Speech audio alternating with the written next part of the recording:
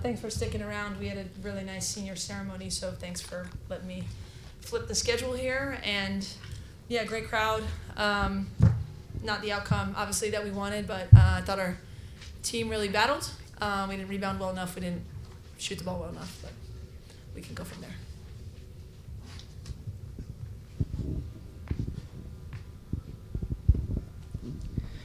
The team gave up 22 offensive rebounds. How could you have played them better, on defensive rebounds? And box out more physically, rip the ball. I mean, they're obviously a really good rebounding team.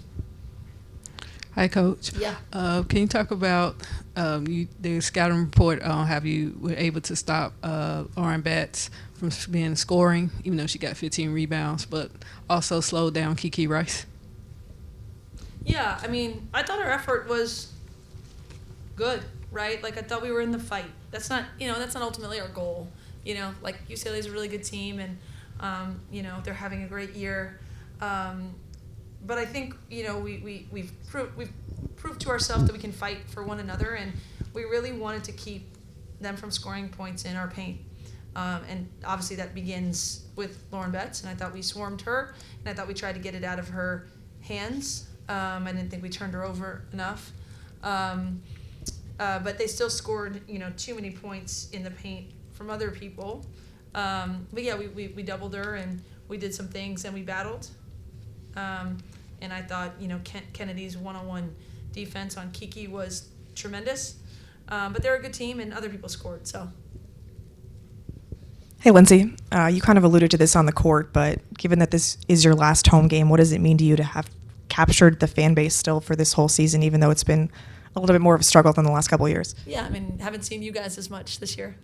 So we'll be happy to welcome some of you, back next year. Some people we have seen all year, but we have there's 7 teams in our league today that were revealed as host teams if the NCAA tournament was today. Think about that. And we finished 8th. So it's a really good league. Obviously, we feel really good generally about where our program is. We've got the National Player of the Year, the best player in college basketball, sitting down and lining up chairs in the locker room before every game and helping build our culture. And we've got young players battling their tails off, and we've got veteran players doing their thing. We have a program, we have a culture. I've never mentioned that all year, right? Because Juju's not playing, but what we've trying to build here and what we've built goes beyond one good season or 2 good seasons. I think it's going to be, what this era is about for a very long time.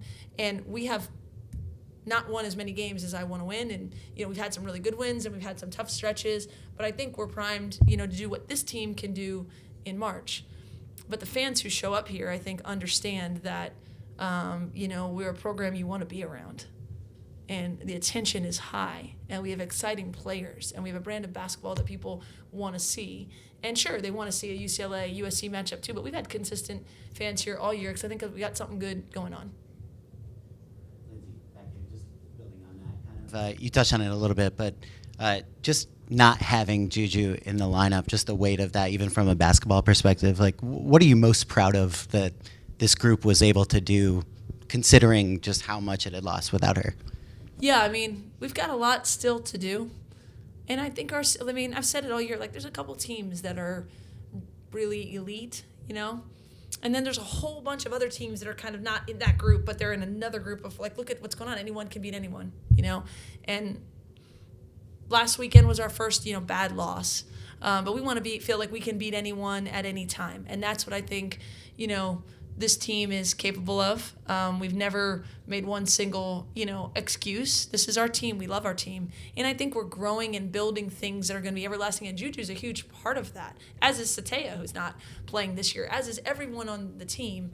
That's for a whole nother story, and the way that young woman has handled her year not playing. It's the deposits and the growth and whatever. It's all going to come back to us in a different way. But we're really invested in this season and what we can do. And I still believe our team has yet one more level that we can get to. And I hope, we see that.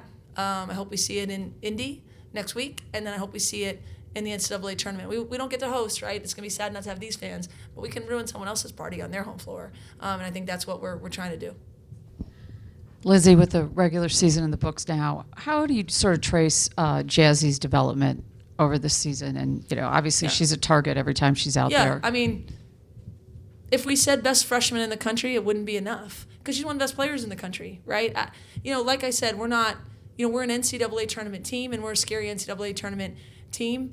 And, she is leading us in every category and has shouldered, she's a great teammate and she passes the ball and scores and defends. I mean, she's National Defensive Player of the Year candidate. So she's had a really good year for anyone. And then you think about she's a freshman who missed the first month of practice. I think it's been remarkable. But, her mentality above all else, she's a wonderful human. She's a competitor. She wants to win. She wants to do whatever it takes. She doesn't tap out of anything. She had the first sign of foul trouble tonight. I don't know.